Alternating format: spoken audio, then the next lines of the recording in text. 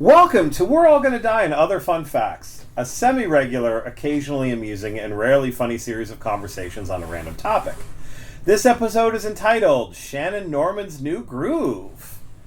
And it is about the Pittsburgh comedian Shannon Norman, who is on the cusp of recording a follow-up to The Human Raccoon. Yes. Does it have a title? I have a working title. Okay. And the working title is Good Night, Sweet Bits. Good Night, Sweet Bits. Yeah. And so our guest for this episode is someone who knows something about Shannon Norman's new comedy album, Shannon Norman. Hello. Hello. Welcome. Yeah. No, it's funny to pretend that we haven't been talking for a half an hour. Oh, it's longer than that. Yeah. I think we've been talking for about an hour. There was a point before you actually hit record where I was going to go, do you want to get started? And then I kind of felt that you were going to be like, oh, we've been recording the whole time. You know, maybe I should have done that. Maybe, but Pennsylvania's a two-party state, so that would be a serious crime. That's true. But also, having listened to this podcast and your other podcast, I know that I didn't hear introduction voice. Yes, that is introduction voice. Yeah. The only time you hear me sounding anything close to professional on this podcast. Yeah. Is because then I wrote out the one sentence. That sentence is written on this piece of paper here, and or else I wouldn't know what to do. Yeah, no, I can tell because you read it, and the way, since this is an audio medium, I can describe that. You hold the paper like you're an announcer on. You've ever seen the movie Quiz Show? Yes. You hold it like every announcer in that. Like you get very 1940s radio for that. Yeah. Just the reading part, and then you're just back to like. So anyway, it's just fucking. What are we doing? Indeed, and that's maybe a little bit of the college radio me. Yeah, I get coming that. out. Yeah. Back when I was on a low power AM campus radio station that could not be heard in all of the dorms. Okay, what was your angle? My angle was because I was on top of this Catholic mountain in the middle of nowhere. My show for the last couple years I did it, sophomore year on, it was called Nervous Breakdown. And it was after midnight, and I thought I would be the one thing in that region that was like a mix of 120 Minutes and Headbangers Ball.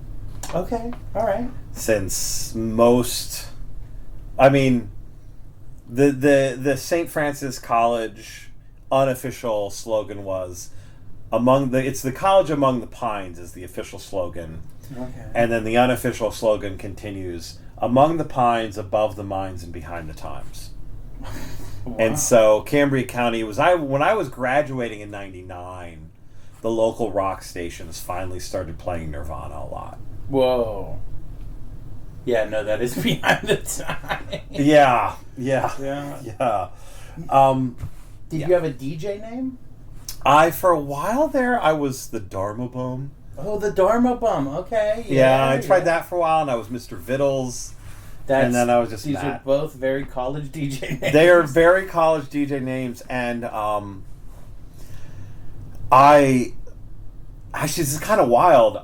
My friend Spiff Wigand, who is a traveling musician, theater person. I mean, if you're doing a traveling show like the Pittsburgh CLO performance of Indecent, and you need a guy who can tap dance, yodel, and play the accordion, you get Spiff. He's nationally known as, you need a tap dancing yodeler who can play accordion. Okay. Get Spiff.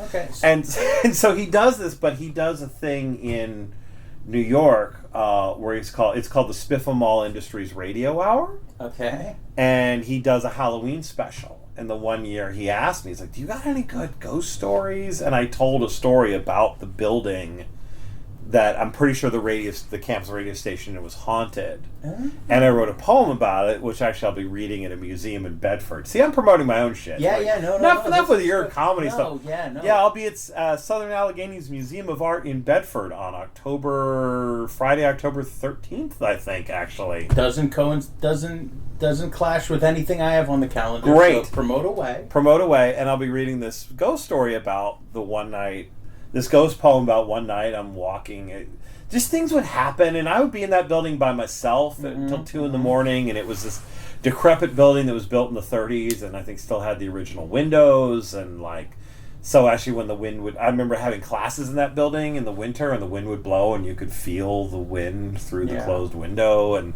the psych lab was on the 3rd floor, and you could hear the pigeons cooing all in random, because they had pigeons after psych experiments, cooing at random. And the one night I walked down the stairs and I heard another set of footsteps.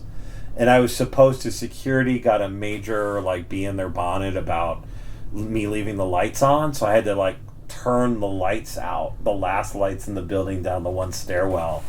And the one night I was walking and I heard another set of footsteps. Which was then in the dark. Yeah. And I was like, maybe it's the echo. And then I stopped and the footsteps kept coming. Oh. And I fucking ran. I just booked it out into the winter. I was like, I'm out. I'm not calling security. I'm not doing anything. And sometimes the night cleaning crew would show up as I was leaving, because my shift on the station was over at 2 a.m. and we'd sign off the air, and I had to do some paperwork, and then would go. And this one time a woman was mopping the hallway as I was leaving, and I said, hey, you ever feel like you're not alone in there? And she just looked me in the eyes and said, I found it's best not to talk about it. Which is super spooky. Ominous janitor. Yes. And I sent that poem to him, and he's like, this is perfect. And he turned it into a script. And he played me. Okay. And so it was wild. I was watching the live stream of this performance. I was like, this is my friend playing me. And he got late 90s college radio DJ douchebag perfect. Yeah. He was like, fuck. How did he know? Mm-hmm. Are there secret recordings he studied? But he just got it perfectly. Ringer t-shirt that's what was the UPS parody? Oh, United Pot Smokers. Yeah. It was UPS. Yeah, one of those. Yeah, one of those kind of things. Yeah. Knit beanie, crocheted almost beanie. Yeah, that was the thing. Yeah. I DJ'd on RCT in the aughts. Oh, okay. Yeah, my show was called Dig the Dumb, and I went by the DJ name Just a Patty from the Streets, which is way too long. Yes. Of a DJ. Yes, that is way too long of a DJ. Man, that would have been when I had an RCT sticker on my car. Yeah. Yeah, that's too. I was on after Jason Baldinger. Oh, I was dang. on Thursdays after Underwater Culprit. Yeah. And I was trained by Zombo. Wow. And the three of us together were old enough to be one of the founders. Yes. Of the university. And it was like, and at one point I remember asking JB, I was like, do any students do this, or is it just weirdos like us? And he went, I've never seen a student. Oh. You had a 3-hour shift as well? Yeah. Yeah. 2-hour shift. 2-hour shift. 2 hour. Midnight to 2 a.m. Oh, okay. And I just played. And so it was weird because you couldn't hear us on campus because the signal was so weak, but there was a local. And it was kind of weird because I was getting pretty regular requests for Screwdriver. I had a regular listener who loved my show. Yeah. And would call about every couple of weeks. For Screwdriver. And we'd talk, and he's like, can you play some Screwdriver? And I was like, I don't have any of that. I just have the CDs I own. Oh, you should pick it up. It's great. And anything but the first album. And that's the thing, too. It was like, yes, it was anything but the first album. Anything but the first album. Yeah. There's oh God, I don't even remember the name of it. Somebody in the scene here, years ago, was like, yeah, I just bought these Oi 45s.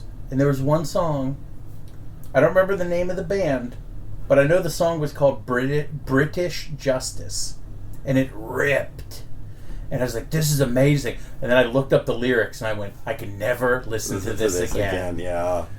There are other songs that are go just as hard. Yeah. But it's crazy in hindsight that WRCT, CMU's radio station, went, oh, you had an hour and a half of radio training. Do you want a 3-hour show in the middle of the day on Thursday? That's how hard up for DJs they were. Yeah, that was, St. Francis we had a 10-page booklet, which I wish I still had. I purged in one of my rare adult moves. To go back to that great conversation we were having, folks, that you didn't hear, that you can't hear because I never recorded it, which is probably way more interesting than this podcast. Also, I realized I forgot to grab my stopwatch, so I had no idea how long we were talking. We're just going to talk for hours. We'll just talk till we're done. But yeah, it was a 10-page booklet. Mm-hmm. There was like a 5-question quiz. Yeah. The last question was, of course, the question you could study for listening to the George Carlin record. Okay. And literally, you had to know the 7 words. Yeah. You had to know the 7 words and their variants. Mm-hmm. Mm-hmm. And like 3 other things. And you were on the station. Yeah. I accidentally let it slip a couple times. Someone once called me. I was, again, pre-recording. Mm-hmm. I mentioned Zappa. I was playing Zappa's The Dangerous Kitchen. Mm. And because all the stuff I played was mainly from my own collection. Yeah, so same. I hauled a bunch of records down there every week. And I had just picked up the Man from Utopia, where that album that it's on. And I was playing it, and someone called me. And I was like, hey, WRCT, and he went, hey, I just wanted to let you know you're about to let a swear word go out on the air. And it happened, and I went, oh, because I had the lyric sheet there, because I knew there was, and I was going to, I'd pot the mic, but they distracted me. And no. I was like, I had this, and I went, okay, well, do you have a request? They went, no, I was just listening, and I thought I'd let you know. No. You kind of distracted me. And, but whatever, what am I going to do? But I never got in trouble for that. I got in trouble once for saying how much a show cost, or saying that I was going to go to a show. You couldn't say how much a show cost, and that was something about fairness. I don't know. And they said I couldn't mention that it was a show at the Rock Room. Oh. And I went, yeah, I'm going to go there, and it's only $5. What are you doing? And they were like, well, you can't say that you're going to the show because it might be an official endorsement for WRCT. And I got to say to the station manager, are you telling me that WRCT doesn't support the band Rot Shit? I couldn't say the name of the band on the air. But I got in trouble for saying that I was going to the show. But other than that, 3 hours is a lot to fill. 2 was a lot every week. I mean, that was how I think my music. I mean, I came to college. I had 45 CDs. Yeah. And enough records to fit in one briefcase. Yeah. Jeez. And just that sense of what's the most music I can get every time I go out the door, the most songs I could get from my radio. Yeah. And that's how that started. And I remember leaving college, people thinking I had a lot of music. And I might have had 300 CDs when I graduated college, which... Yeah, I remember. I might have 3,000 now. But, yeah. Now, our radio station had just gotten back on the air. The administration had shut us down. Oh, shut down by the man. Shut down. Well, so what had happened was they had a live call-in talk show. A Sunday night live. Oh gosh. And someone called talking about their drunken hookup with first name, last name. Oh no. And instead of shutting that down, the DJs were like, man, you slept with her? She's such a bitch. And then took other callers and this person happened to be listening to the show at the time and went to the dean of student life, and they basically padlocked the station the next day and had gone away for years. And so we had to keep logs of what we played, and Yeah. Yeah. Oh, I had to keep a log of what I Yeah. played too. Yeah. Yeah, and yeah, I might have said shit on the air once, I let a couple. accidentally. Yeah, I had. I would go sometimes if I was maybe hungover because it was early afternoon, and Yeah. sometimes I would sleep in, and I'm in my 20s, and there were. If you looked at those logs, you would see. I could look at it and go, "Oh yeah, I was hungover during this show because I played Maggot Brain." Because there was always the like, "Oh, I just need to lay on the floor for a few minutes or go to the bathroom." There was a DJ who The Mike Watt version of it. The Mike Watt, because it's actually a minute longer than the Wow. Funkadelic version. They didn't have many records. They didn't have many albums, and that was the thing. At the time when they got shut down, they were on promo lists for other for labels, and were getting stuff free music in the mail, and it was like they were reporting to CMJ and all this stuff, and all of that just died. Yeah, and so we were just left over, and we were on the 4th floor of this building, tallest building on campus, maybe one of the tallest buildings in the county, and maybe one of the tallest spots in the county. Mm-hmm. You couldn't smoke in the building, so there was one of the few records they had was, of course, Iron Butterfly. Oh yeah, of course. And so his whole thing was if he would, in his shift, would do, if he needed a bowel movement and a cigarette. Mm-hmm. Iron Butterfly. You're jumping ahead. There's a lot of fucking around on that keyboard before that even kicks in. Oh, God. Oh. The first side of that record's pretty good. Oh, I think I sold it back. Last Purge or maybe this summer Purge. It's not essential. It's on street. It's everywhere. But just the first side of that. I remember my parents had a copy of that. And I was like, whoa, this is cool. And I listened to that on my first turntable. But then one day I was like, I wonder what this side's like. Flipped it over for the first time. I was like, well, this is cool. These are like songs. Yeah. They're in. Verse, chorus, bridge, chorus. Wow. They're out. Like, succinct. I'm into it. Yeah, so wait, what are you promoting? You're doing a reading? I'm doing a reading. Is this my podcast now? I don't know. No, not anymore. Spooky Stories at Southern Alleghenies Museum of Art, Bedford. I think Friday the 13th at 7:30. Okay. It's $5. I have to be 10 and up appropriate. Okay, 10 and up. Yeah, 10 to 18 appropriate, I guess. Mm-hmm. But yeah, I'm going to be reading my nightmares. And here's the wild thing. You know those Pennsylvania Ghost Stories books? Yeah. I'm with that guy. I'm opening for that guy. Oh, shit. Yeah, I'm with the guy who does that series. And so we're both going to read, and then we're going to have a group discussion about what it means to be haunted. You're opening for the author, the official author of goth bathroom reading material. Yes, in Bedford. Whoa. Gonna hop on the turnpike. Boop, boop. Damn. Yeah. That's a gig. That's a gig, baby. That is a gig. I'm trying to get a guest spot on Pete Holmes this weekend. Oh. You're really living it. Yeah. Jeez Louise. Yeah. Yeah. That's the thing. Like, I'm trying to be better at the business end of stand-up. Yeah. Of everything. Of social media, the barbershop and comedy. Yeah.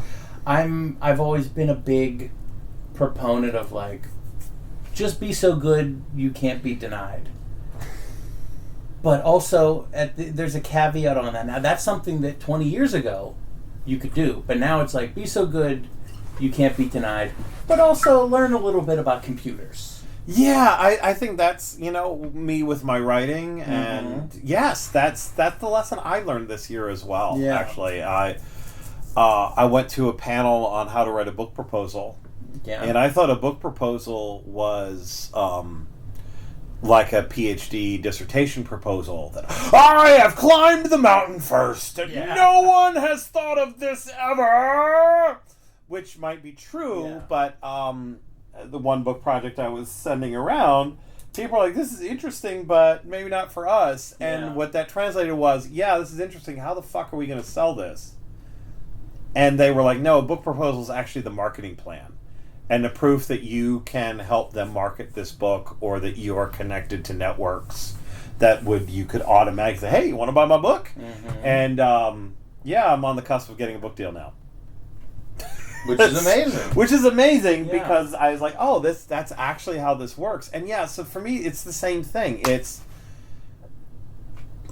like good enough you can't be denied, or like good enough the kingmakers will notice. Yeah. But but it's a whole other skill set.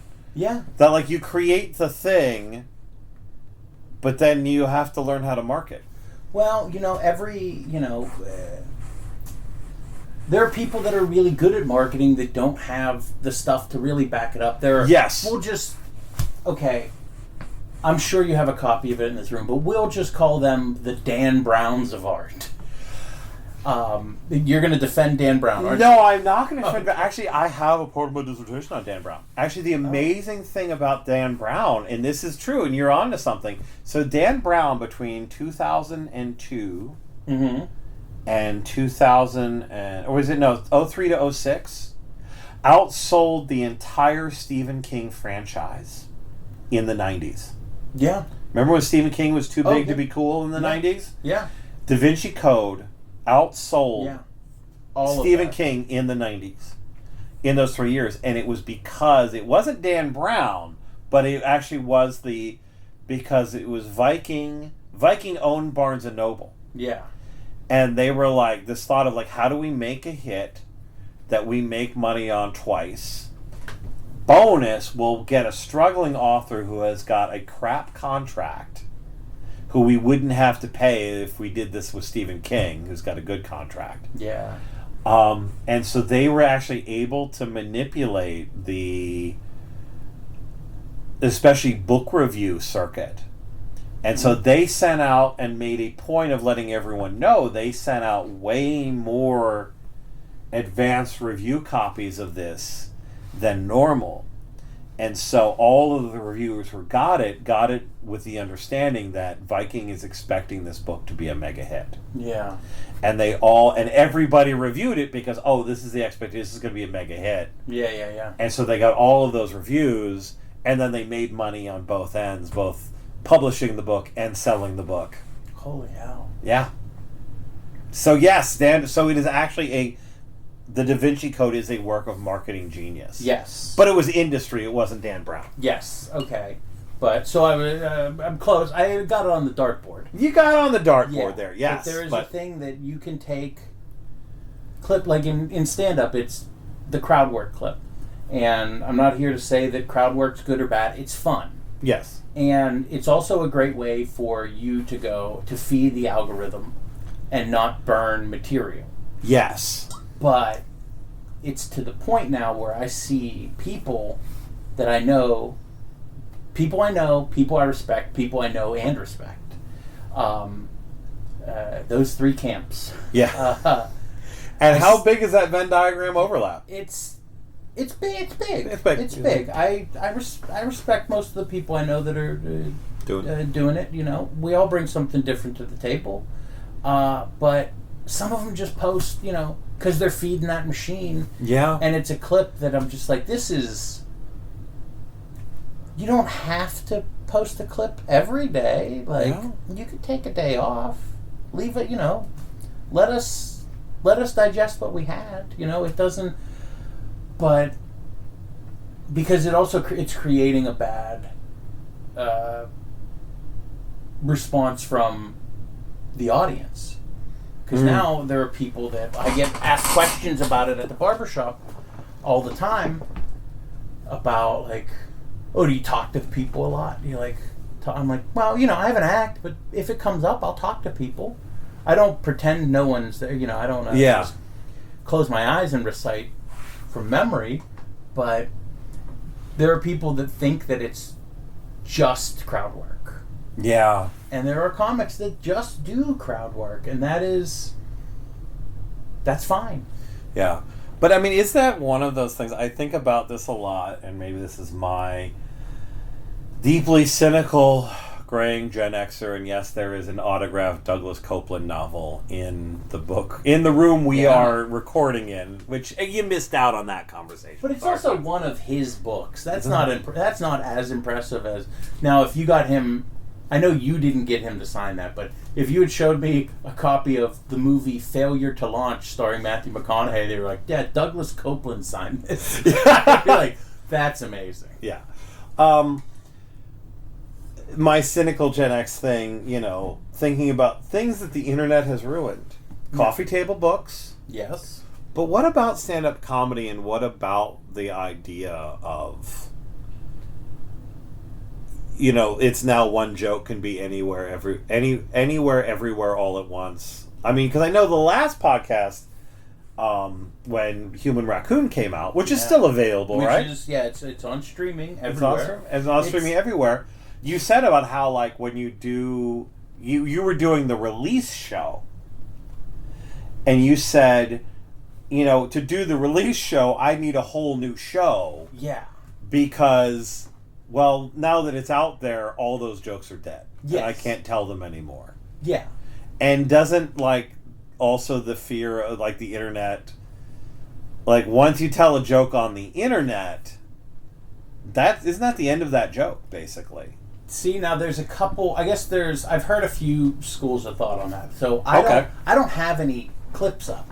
I actually am going to use to try to sell tickets to these recordings, because I'm doing 2 recordings on September 14th, a 7 o'clock and a 9 o'clock. And tickets they're available. There's a couple available. Okay. But to try to push those last ones, I have some promotional ideas that I'm going to do. Multi-level marketing. Yeah. We're going to podcast, print ads. I'm going to do mailers, anti-Kamala mailers, pro-Kamala mailers that are like, if you agree, scan here, and then it's just going to be a ticket link, and then it's going to say, "Got you, motherfucker! You come to this show." I'm losing money on those, but that's fine. No, I just, because I have all this footage, but it's all footage from the stuff that I'm about to record. I'm going to finally make clips. Not that anyone really cares, but I just thought it'll be my fun little clever thing, because mainly I've been sitting on this pile of clips for so long, and I've been putting off doing it myself. I had 2 people before. I don't know if you've ever had anyone else edit your work.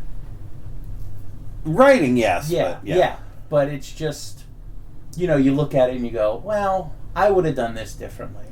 Yeah. And so I wasn't crazy about it. It was good. They did stuff, but I would do this differently. So now I'm finally going to do that.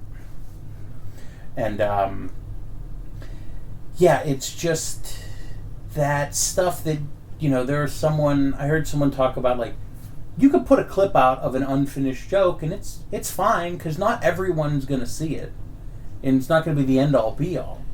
But these jokes that I'm about to record, these are finished. These have been polished down. The corners are smooth, and I'm ready to put them out there. And it's a way to go, this is a period of my life. This is over. These jokes are the last 3.5 years. And these are post-COVID. These are everything that I've written since I got sober.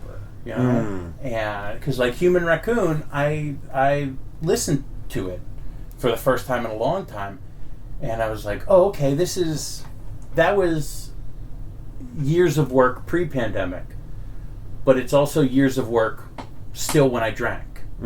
So early on, I didn't feel comfortable really going, yeah, well, I have an album, you could listen to it. Because I was kind of getting used to my new life as someone who doesn't drink, and it was weird to go, yeah, well, I have this album, you should listen to it. There's a great bit on it where you can hear me maybe be a little bit drunk and definitely order a drink on stage in the middle of it, like, yeah, wow, yeah. So it's 2 different things, but now there's been enough distance that, I love that guy. Yeah, I love the Human Raccoon, but now it's time for something else, and it's also doing this new special as a way to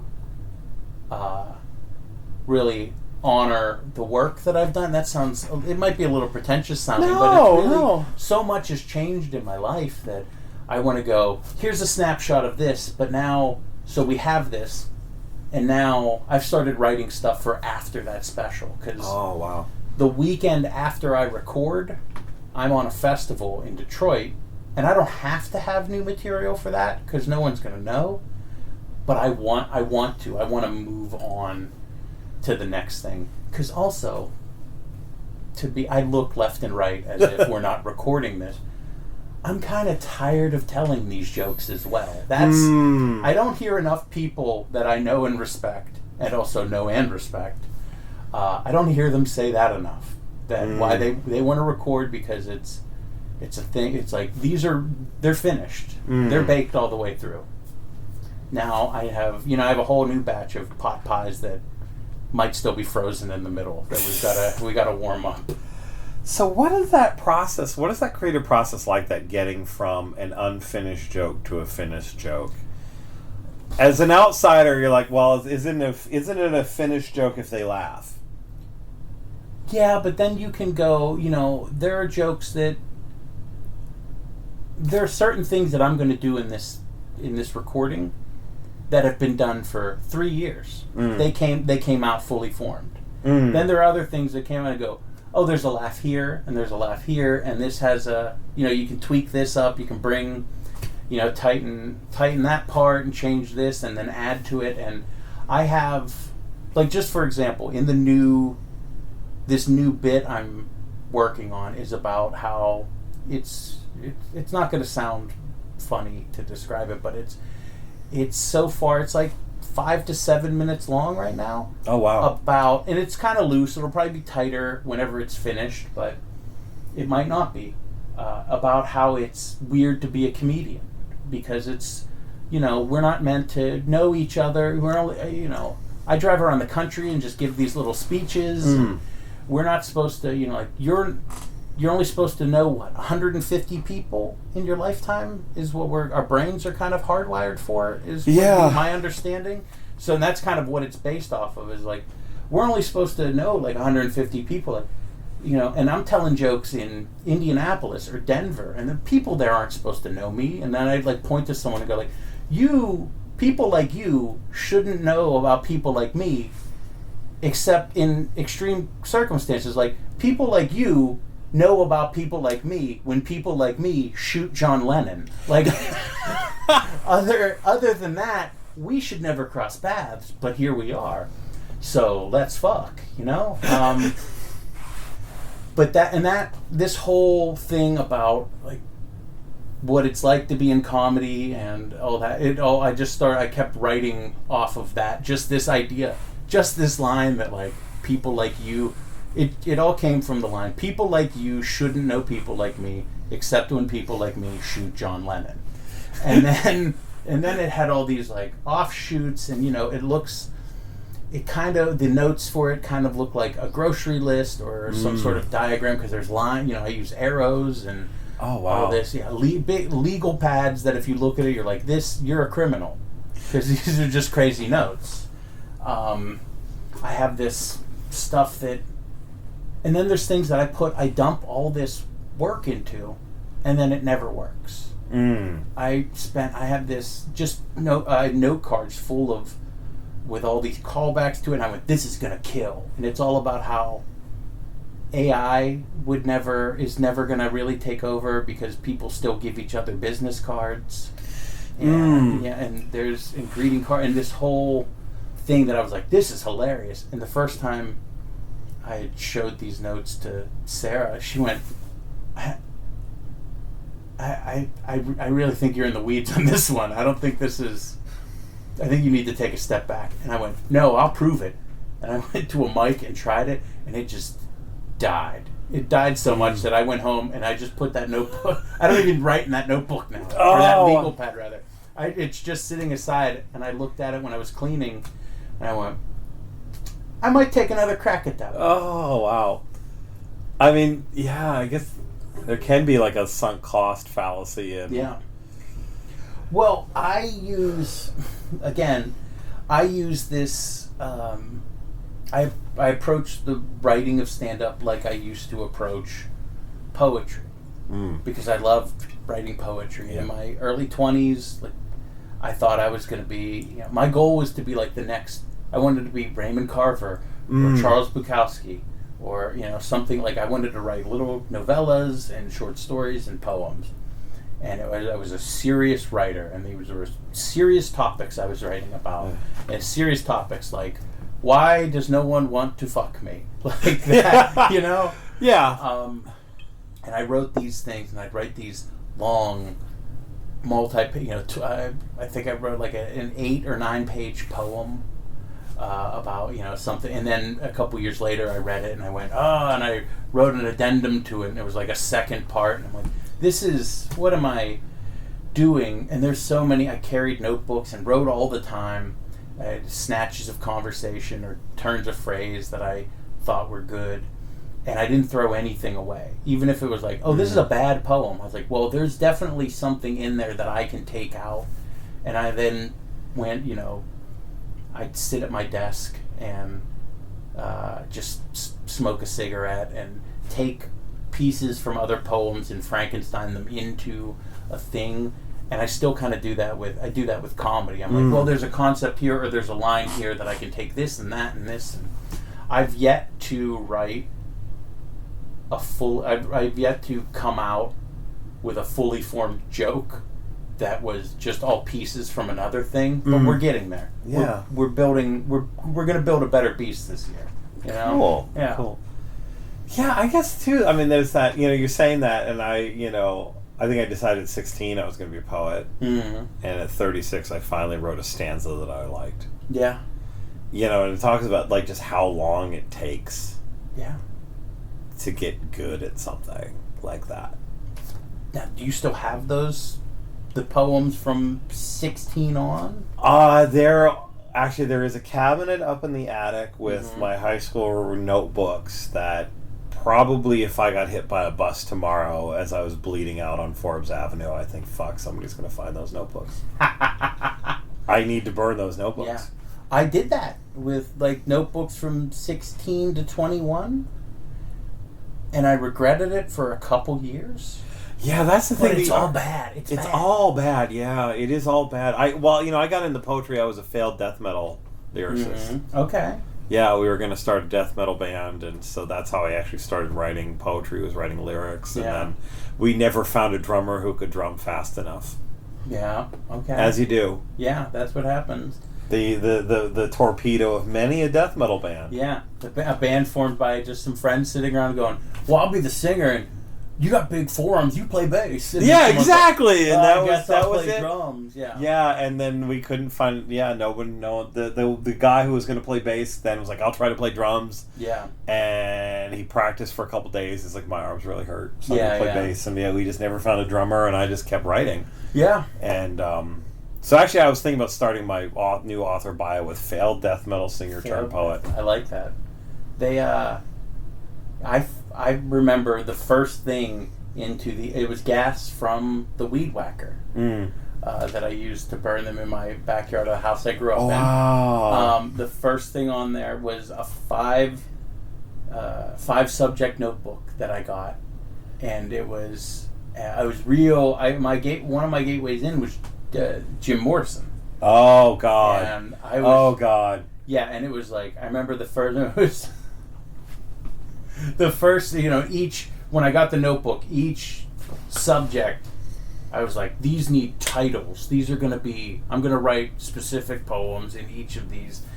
And, I'm like 15, 14. This is pre-punk, so I have to be 14, 15. Ooh, okay. And, and I just remember being like, I know the first one was called Songs of Water. Okay. That's what the first I went. Songs of Water. Yeah, that's actually not a bad title. Yeah, I was like, what's a book of poetry called? But then each of them, and it was dedicated to Jim Morrison. Dedicated. Oh! And I don't remember what the second one was, but it was dedicated to, I was like, who else do I like? That's what I remember the thought. And it was Freddie Mercury. Oh, wow. Yeah. That's, yeah. Wow. Yeah, and then I don't think maybe I wrote a couple things in those, but never. I was always like, no, this is where I'm going to like put the complete ones. And it was just a thing that, I could have just ripped those 5 pages out and had a notebook, but I was just like, no, this is tainted. We need to clear the stage improv style. I need fire to run across it. Yes. Yeah. No. Return it to the earth where it belongs. Yeah, but there's still I've got a tote in my attic of the stuff that I'm like, oh man, there's some stuff that could maybe get me on the no-fly list. Maybe if someone found those after I died, poems from the early 2000s that are just like, this is considered like hate mail, I think. Yeah, just like no one understands me. I did at Arcade years ago. I did a reading, and it was I forget what it was. The show was called, but it was people read stuff from whether it was like... Was it the Mortified Project? No, it wasn't Mortified, but this was just something someone did at Arcade. So it's, but I'm sure it's that. And they asked me to do it, and I went. I couldn't decide what to bring, so I brought the entire bin, and I was like, I'm not making this up. I'm going to just reach in here, and you tell me where to stop. I'm just going to touch things.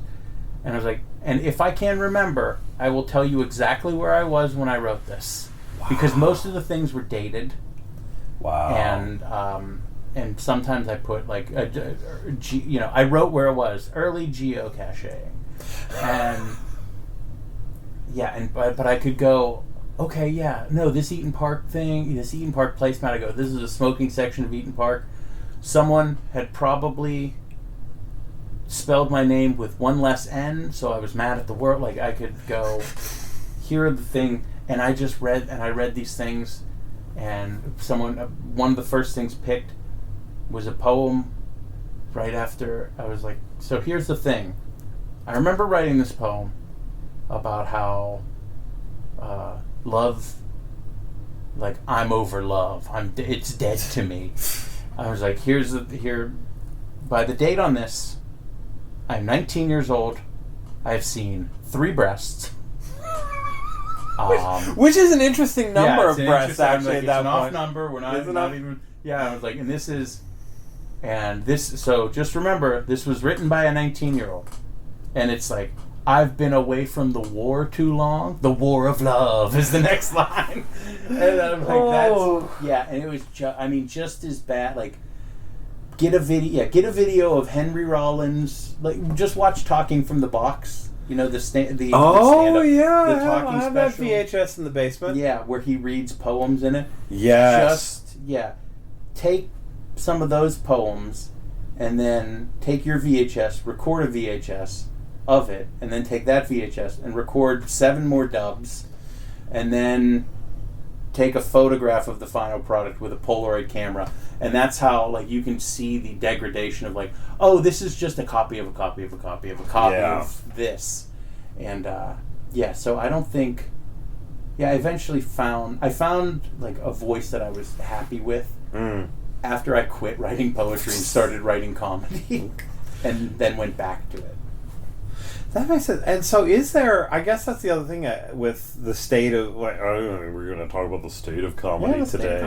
State of comedy today. I mean, is there I'm going to use a Harold Bloom term, that the anxiety of influence of, like, I can't be like this, or I can't be like what I've done, and what drives to create new things, or what drives to create, because I think comedy has changed. Yeah. And what was funny in the 90s, man, when the culture mattered and there was nothing else to happen since. But actually, things have happened since. Yeah. Not that I don't have that monstrous in my head sometimes. As, we were checking out my mini disc player in the living room that has... I put 90s songs on mini disc now because... Yeah, because that's what you do.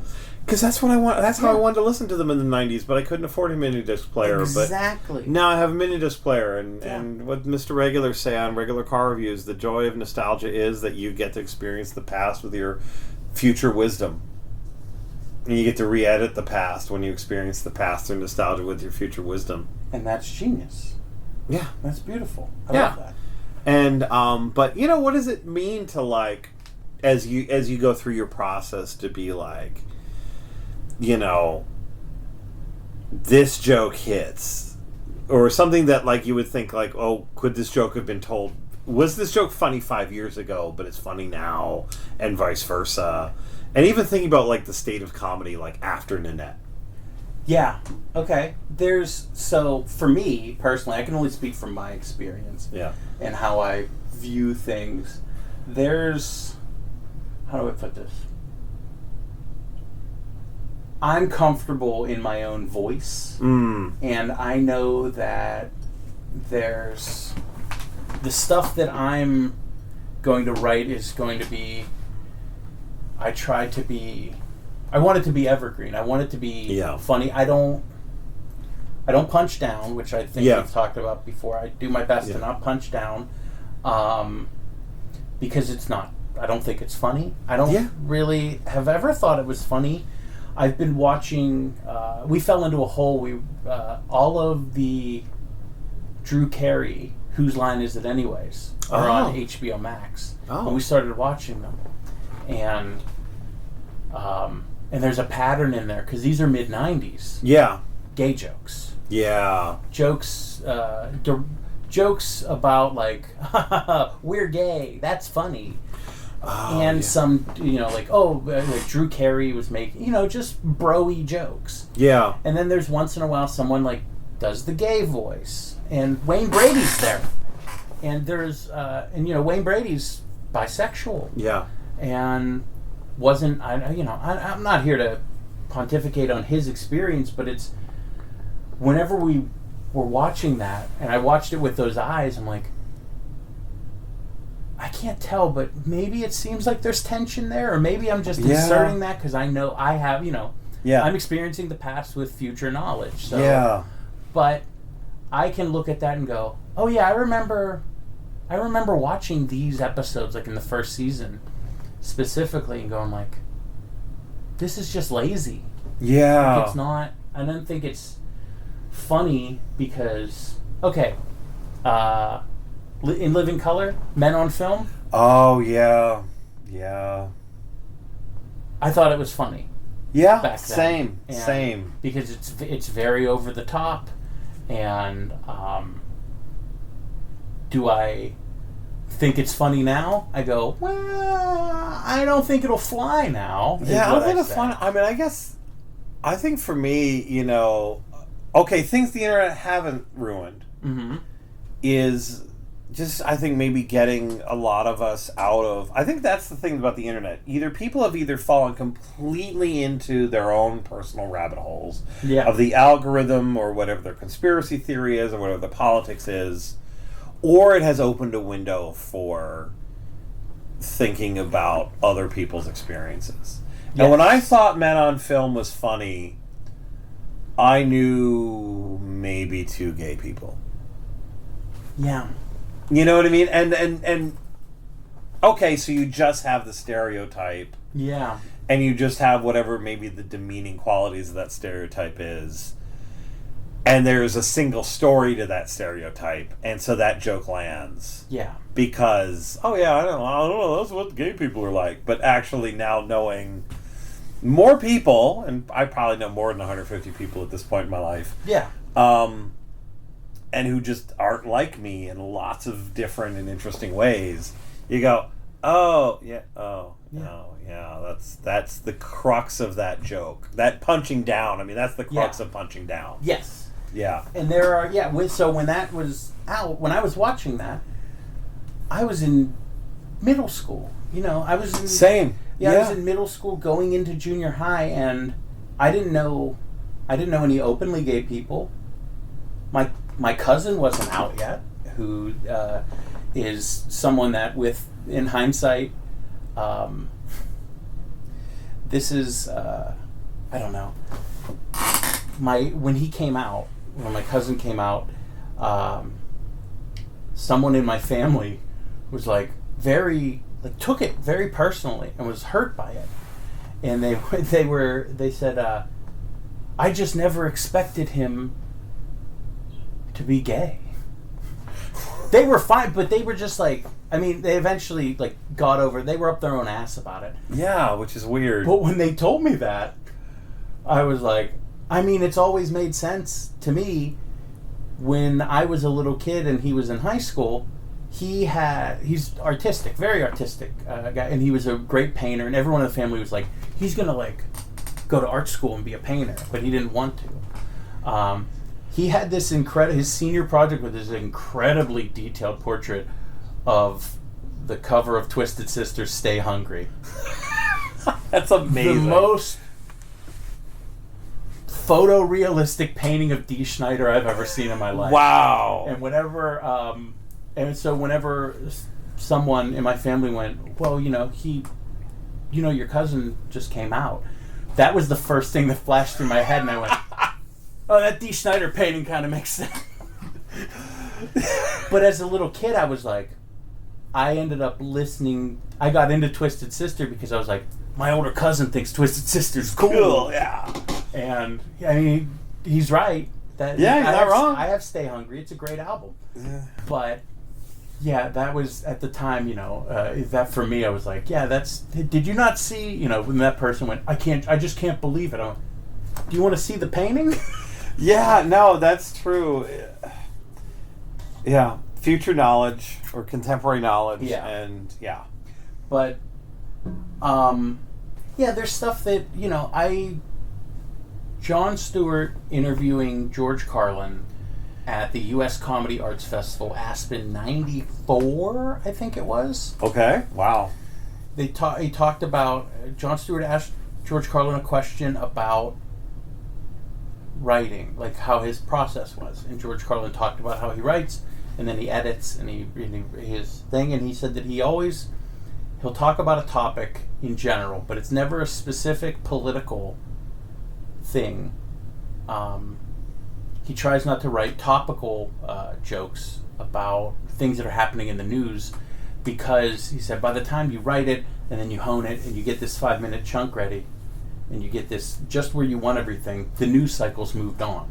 Yeah. And that's in 94. This is before 94, yeah, hour. Yeah. Or just at the birth of the 24-hour news cycle. I mean, well, there was CNN. Yeah. And that was it then. But, so I remember, and that always stuck with me. And so when I started writing stand-up, I always just went, okay, at first it was never anything topical like that. Nothing in current events. Because he's saying that in 94. Yeah. And it's, in the 2000s, I'm like, it's even faster now. Stuff's getting trampled day to day. But maybe, if I just have a quip and I'm at an open mic, I'll do it. Yeah. It's not, it's just, they're one and done. It's like a pack of Gushers. Like you just have them and then you throw them away and you fart out the calories.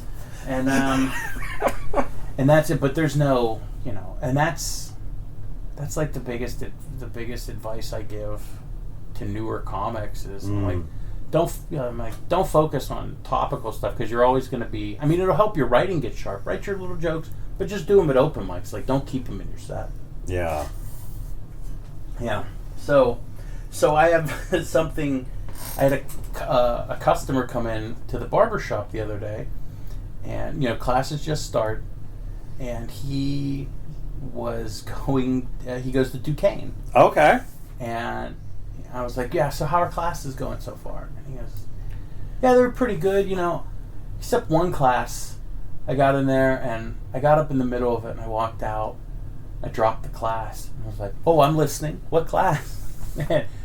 Or I said, why? And he was because it was our first class, and the instructor said that our first assignment was a 4,000-word essay, and I was just like, oh, is it? And I thought it was you, but it turned out to be philosophy. Okay. And he was like, and they only got bigger from there. And he was like, I'm a business major. I don't even know why. I was like, all right, man.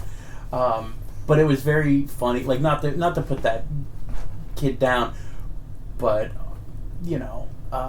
I just really was waiting, and I told him that too. I was like, I was like, a friend of mine is a professor there. I was really gonna hope it was his class. You know, I will say, it's interesting. So one of our former part-time instructors is now a PhD student. Mm-hmm. So he actually has me for teaching college writing. Yeah. And we were talking about teaching persona, and he knows me. And I try to be very personable, as much as I'm a gloomy person, and as much as, like, I just hate everything. Oh, hey, it's good to see you on campus today, you know, and I just do that because you realize, like, the energy you put out into people, especially when you're in a position of authority, is the energy you get back. Yeah, yeah. And we were going through the syllabus in his class, and he was talking to me about, like, you know, oh, wow, I see how you are a hard ass, you know, and for me, actually, this is the week of drop ad. Yeah. And so, like, kids like that, I call them shoppers. Yeah. And so I'm always wary of, that's fine to scare people away, honestly. I had an experience when I was at Point Park. For my honors course, I posted the syllabus before the first day of class. Yeah. I had a student, and you could track Blackboard, you could track if they looked at things or not. Yeah. I had a student who opened the file with the syllabus 4 times and dropped the course. I never saw them on the first day. Before the first day, That's amazing. Looking at the syllabus and the assignments. I had a student in that particular honors course as well. I could tell that she was getting that, like, sort of tunnel vision, that 1,000-mile stare when you're like, is somebody going to pass out? And I looked at her and I said, "Are you okay?" And there was a hesitation in her voice. She was like, I just can't be here right now. And she stood up and walked out. Amazing. I had a student once, I hashed out the syllabus, and he was standing. We were in a room that actually faces the Penguins arena, and there was these long, beautiful windowsills, marble windowsills. Yeah. And at the end of the class, he just took the syllabus and put it on the windowsill. And walked out. And that was it. But I'm always wary, and the students that I've had problems with are the students that add. Like, if I have a new student in my class tomorrow, that's trouble. Because shoppers are looking for the better deal. I mean, there are students who specifically go syllabus day or whatever, or look at the syllabus if it's on Canvas and try to get a better... I warned my first year writing faculty, look out for the shoppers. Yeah. Huh. Because they are literally trying to get an easier buy-in. Yeah. And so that is a thing. That is a phenomenon. Now, do you feel have there been years where you had more people add after syllabus day and you're like, well, I got to ratchet it up next time because this is too easy. Well, actually, I mean, I've had students. I mean, so here's the thing, and this is a crossroads. Is I try to also. I was like, this class is difficult, but it's empowering. Yeah. And gives you this, and some students actually want that challenge and want that adventure. Yeah. And have talked their friends into adding my class. Okay. That has happened a few times. Okay. But. Also, and so here's what happened. I mean, the one incident I had and it was a long semester with that young woman. She added on the last day and then couldn't leave. Mm-hmm. And obviously hadn't looked at the syllabus. And even when I told her, oh, you got to look at the syllabus when we have to meet over it, never did. And yeah, I mean... There is that ratcheting it up, and there is like almost this weird arms race that happens on college campuses where okay, like bio exam is do or die.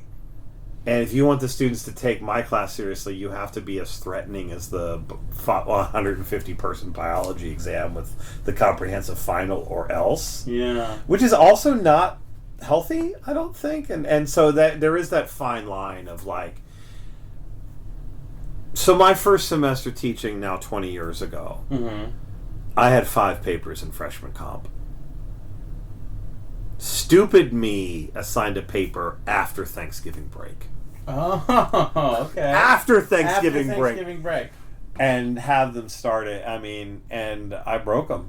Yeah. I did. I mean, that came out of the gate swinging. came out of the gate swinging, and maybe it's like Clint Hurdle managing a pitching staff. Yeah. By the time you get to August, those arms are just burned out. Yeah. And they get hurt. And I mean, I had students come to my office crying about that last paper.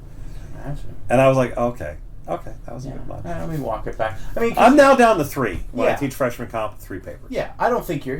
I don't think anyone should come in there like, I'm going to break these motherfuckers. But like, I don't know.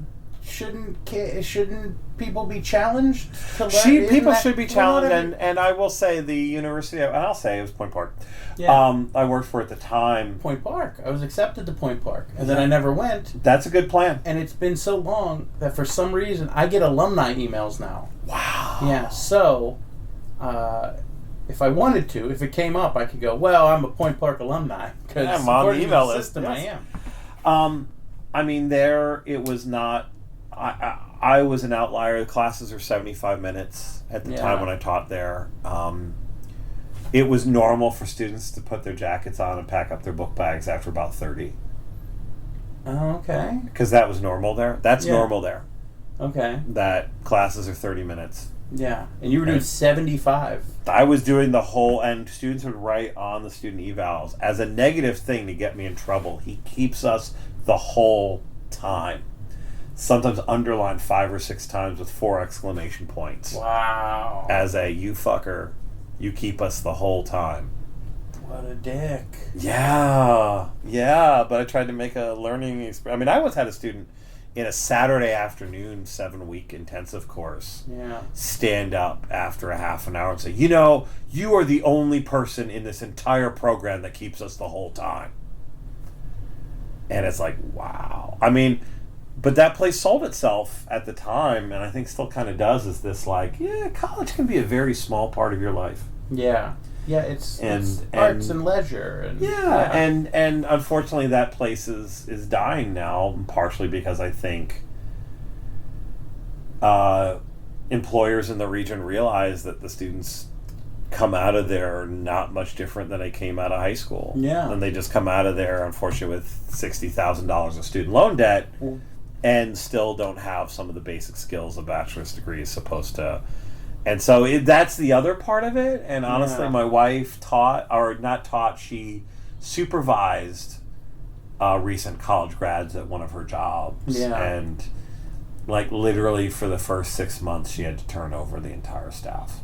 Yeah, that's a... And there were Duquesne kids she fired. Really? Yeah, not any of my former students, but she also, there was a couple Ivy League kids who hadn't, who just kind of like floated through. Yeah. And then suddenly, had to meet deadlines or had to be responsible for other human beings. And so, it's always this... I mean, if you're going to go to college full time, I think legally you should have to do 1 shift a week in a mill. Yes. Just to even it out, to not... You got to really bring that extended adolescence down. And that. Yeah, well, in England, and unfortunately I don't think it would ever happen here, in England now, colleges will not look at an 18-year-old. You have to take a gap year. Oh. You have to, go backpacking. You have to get a crappy job. You have to do something. Work in a chip shop. Work in a chip shop. Yay! We know the lingo. Saturday... September 14th, 2 shows, 7 to 9. Work in a chip shop. Or you don't get in because there is a need for, I think, people to find themselves. Mm-hmm. Yeah. That unfortunately, and I will say, I mean, I had a colleague who is no longer with the university who, went, I think, pretty much straight through. And never... I mean, when I was in grad school, the fact that I worked for a year in Center City, Philadelphia as an ocean freight forwarder even intimidated some faculty members. Yeah.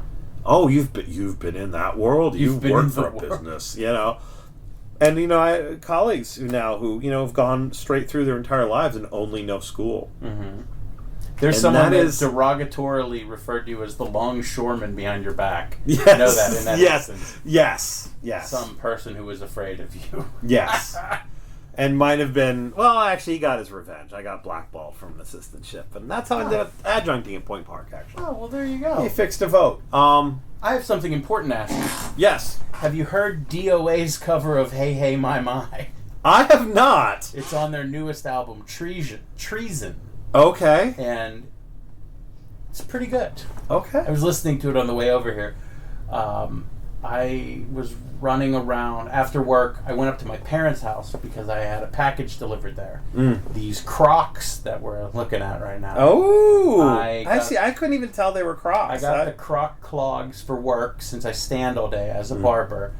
And it made me think that I came up with this. I used to have a joke band. It was a rockabilly band, all fat guys, called Runaway Truck. But then my friend pointed out it should be called Runaway Cadillac. And I went, that's even better.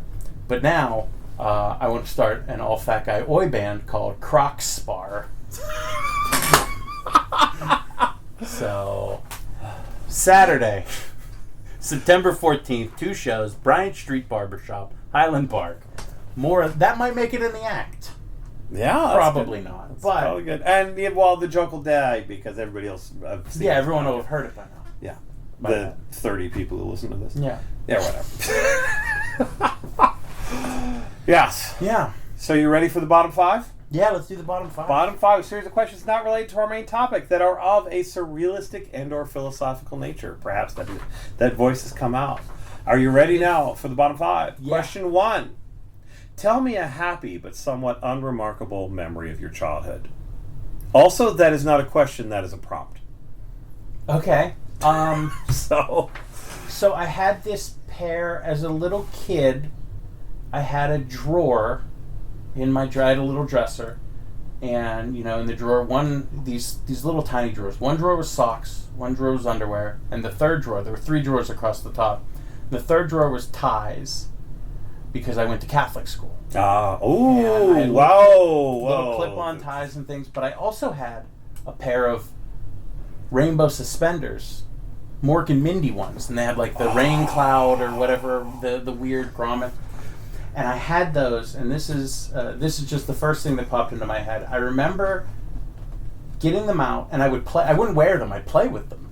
Because sometimes I'd wear them, but if no one was around to snap them on for me, I'd just play with them.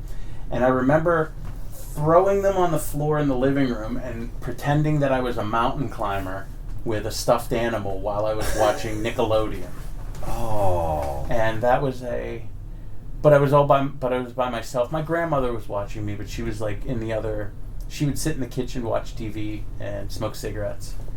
And I was just playing by myself. And I was a big indoor kid, so it was supposed to be, it's a little sad, but it was happy. I had a great time. Yeah.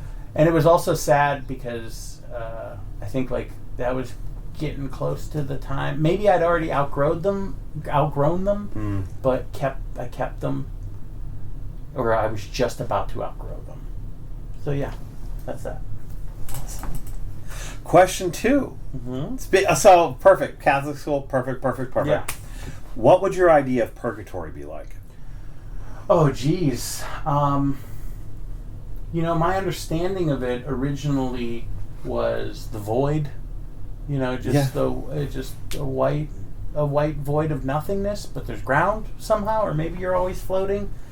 But I think it would be, maybe it would shift to something that's familiar for you, so you don't go mad. So probably like a waiting room, maybe some tube lights, maybe a lamp like that, some general interest magazines. Nothing too. One of those paintings. Oh, what's that 80s painter that did like the Duran Duran album? Oh, yeah. Like one of those kind of style paintings, yes. But it's kind of a landscape, and there's maybe a little mirror part of it. You're just kind of in there. The chairs aren't uncomfortable, but they're not, super. They have arms like this, so you can't lay across them and lay down. Yeah. They have those wooden chairs that are like with a cushion, but yeah. So that's my idea. Okay. It's another prompt, actually. It's not a question. Tell me, question 3, or prompt 3, or whatever. Bottom 5, item number 3. Mm-hmm. Tell me about the worst car you have ever driven. Worst car I've ever driven. Buick Sable? Was it a Sable? There was a Mercury Sable. Mercury Sable. Mercury Sable. It was my first car. Okay. And I had it for a month and a half. Oh. Before the engine bricked because the air conditioner went bad. And the air conditioner, there was a big flaw in that the air conditioner cooled the engine. So when the air conditioner went bad, I bought it. It was $500. Okay. And I junked it for $250. So basically, I rented the car for a month and a half. The thing smoked. It dripped oil. I had a milk crate in the back with oil and coolant and stuff. One of those cars. Yeah. Yeah, it was one of those cars but it was my first car, and then I took that money, and I got my first Prius right after. Because I didn't start driving until I was. I got my license at 28. Oh wow! So I actually didn't own that car until maybe I just turned 30 when I got my first car. Yeah. So. And it was a Mercury Sable. It was a Mercury Sable. Yeah, I bought off of a friend of mine for $500. He didn't know that it was going to go bad, but the mechanic. I took it to the mechanic he'd been taking it to, and the guy was like, "I went, well, how much is it going to cost to fix the air conditioner?" He went, "More than the car is worth." Oh. And he gave me the number. He was like, "Here are 2 scrap people and one offered me, a certain amount, and then one offered me $250. It was 2 and $250, and I went, well, $250 it is." The only thing I regret about that car is that the day I went to get my stuff out of it, I had a button in the roof of an Elvis Costello promotional button that was lenticular for the album Spike that Baldinger gave me from Paul's. Oh, wow. That he was like, "I know you like Elvis Costello, and this has been bouncing around since the album came out here." And I left it. And so that is in a cube somewhere. Oh. But and that's the album with God's Comic on it. Yeah. One of my favorite songs by him. Absolutely. Yeah. Oh, man. Question 4. This is actually a question. Mm-hmm. What's the most comforting sound in the world? The most comforting sound in the world. Jeez.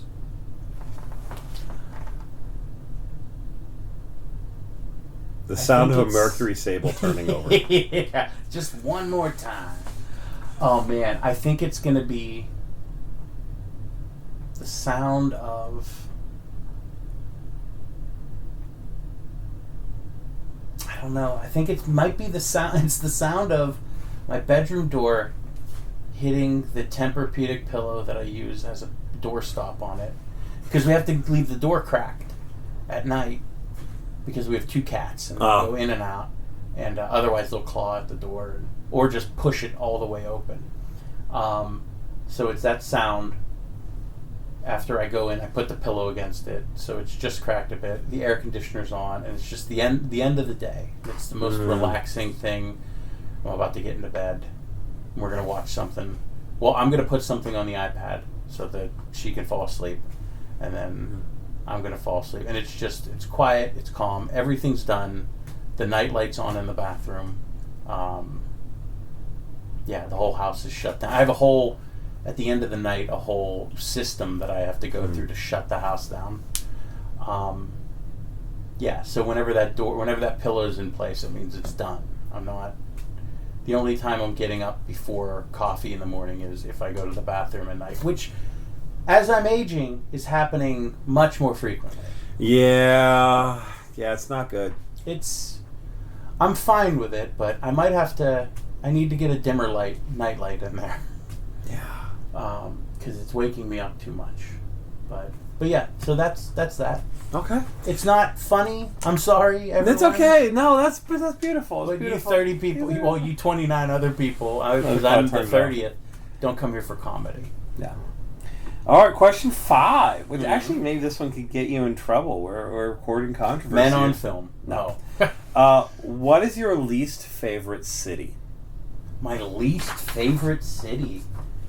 God. You know, growing up it would have been easy. I would have just said Philadelphia, but then I went there, and I really like Philly. We're all raised to hate Philly. Yeah. I was too. I grew up in northern New Jersey, or central New Jersey. And we always even looked down at the South Jersey kids because they were suburban Philadelphia and we were suburban New York. And that was so much more epic. I've had, let's see.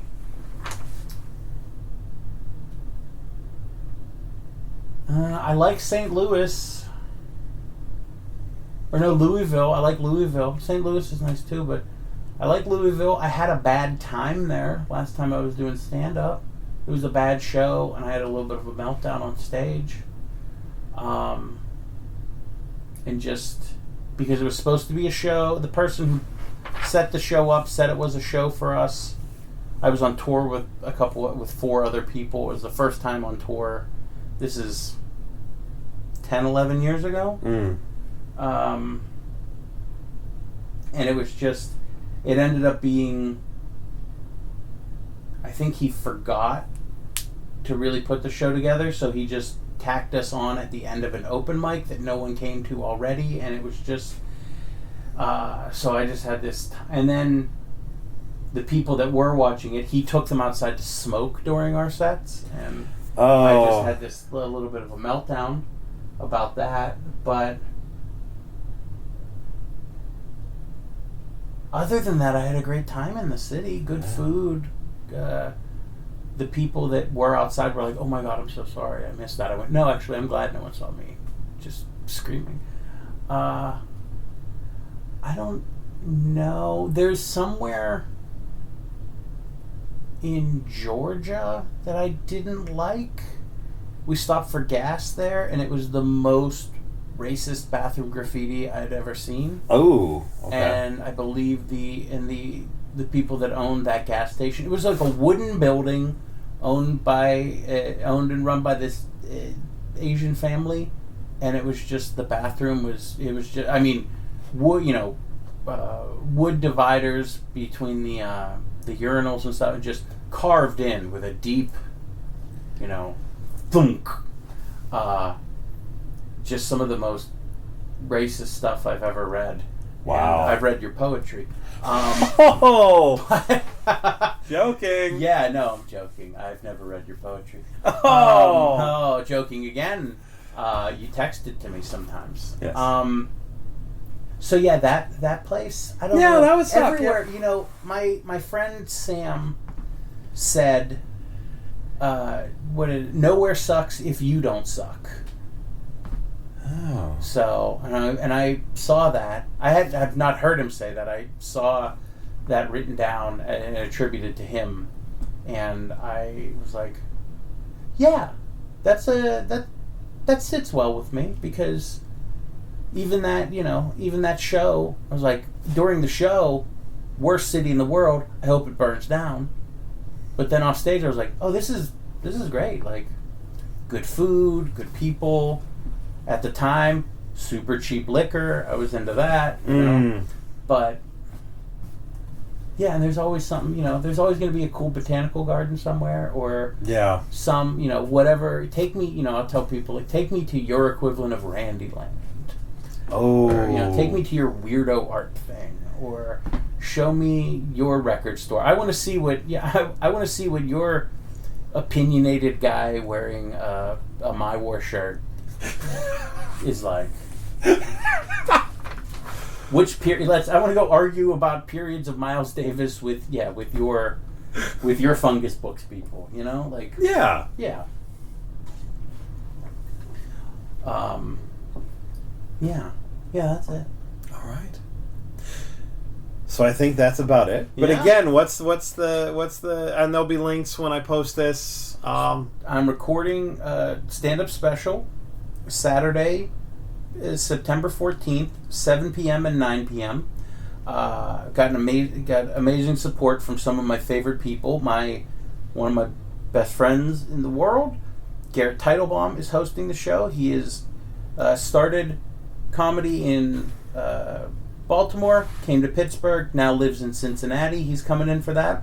I have the North Carolina to Pittsburgh transplant Brandy Roberts featuring. She's phenomenal.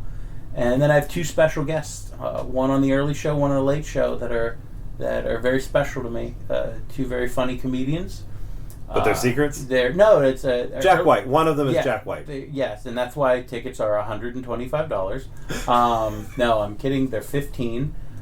The early show is Isaac Crow, who fantastic comic from. He used to live in Pittsburgh, but now he's back home in West Virginia, where he's originally from. And the late show is Alex Stapula, which you may know him from his album Dolphins Are Garbage, which I highly recommend you listen to. I'd actually recommend it more than Human Raccoon, but that, again, is streaming. And the tickets, you'll have the link, but it's Good Enough Comedy is the name. Good Enough Comedy PGH on Instagram.